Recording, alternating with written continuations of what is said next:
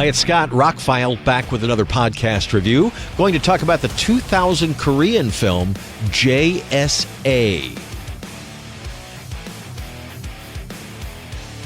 JSA stands for Joint Security Area. This is the first movie from Park Chan-wook, who would go on to do Old Boy and the Vengeance trilogy, and movies like The Handmaiden, become one of the biggest and best Korean directors ever. Well, this is his first movie. Actually, he made two more movies before this, but he considers this his first movie because he had complete control over it. I saw this movie over 20 years ago, and it's even better now. Lee Byung-hun, we've seen him in modern movies. He's been in Fast and the Furious movies. This was also an early movie in his career. The story is of some soldiers at the DMZ line between North Korea and South Korea. Two people die. There's more to the story. We investigate. And that's what the story is about. That's what the movie is about. I saw this back in probably about 2001, 2002. I was living on Grand Cayman Island, and at the time, things were very expensive on the island, so I was using eBay and other sources to import DVDs at the time. This was before Blu-rays and 4K.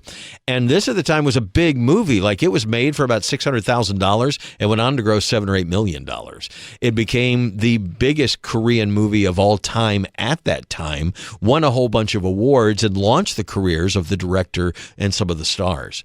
Huge movie for them. Didn't get much of a release over here. I imported a DVD, had it in my collection for years, lost it when I got rid of all my DVDs, and haven't really seen or thought about the movie in a long time. Well, back at Christmas time, I was pre-ordering special editions of Daybreakers and The Fall, which were coming out from an Australian company called Umbrella. And to pre-order stuff, the whole order won't ship until the last thing is in there. They were also running a buy three, get one free sale, so I picked up two other things. This was one of them. I had no idea anybody had done a 4K edition of Joint Security Area, JSA. It has Dolby HDR, or it has HDR. I don't think it had Dolby Vision. It was just HDR10. It does have Dolby Atmos, which kind of blew me away for a 2000 movie. It's been remastered from the original film elements. You have a great set of soundtracks involved, newly updated subtitles that not only were clear, they were free of grammatical errors.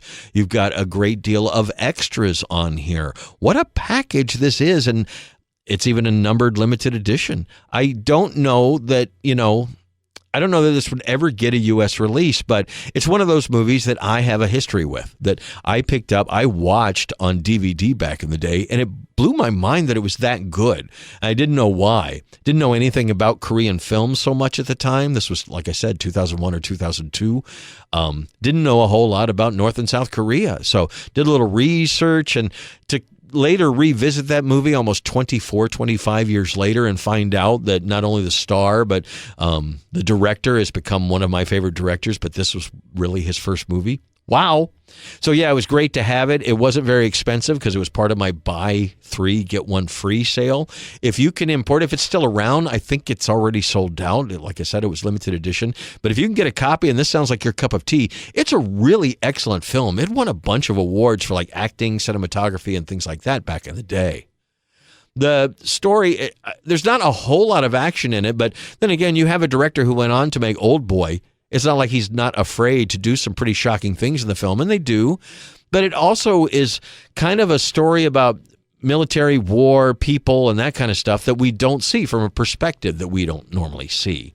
It was interesting to find out about the demilitarized zone and what they do there and the people that are assigned there and what happens when, well, the bosses aren't around and things like that. It's a very interesting movie. It's also a well-made movie with some good acting, a good plot.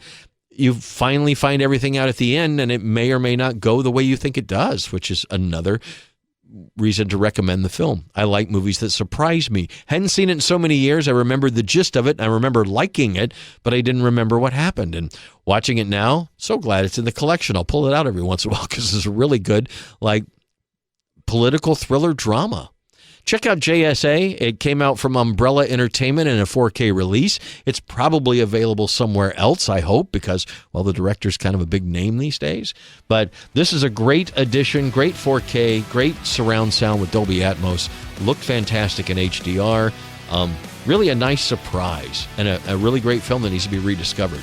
JSA stands for Joint Security Area. It's available now from Umbrella Entertainment and other sources. I'm Scott. I'm ROCKFILE. More podcasts are on the way. Thanks for taking time out of your day to listen. Have a spectacular day.